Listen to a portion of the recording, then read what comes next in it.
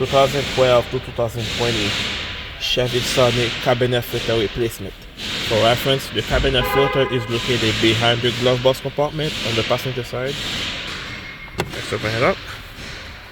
And you will locate your dampener on that side here. You just take it out. And you squeeze both sides here so you can get it past it. You will do that so you can get this past the trim panel right here. And you just pull it out. Here it is located right here. To take it off, you just do something like this on each side.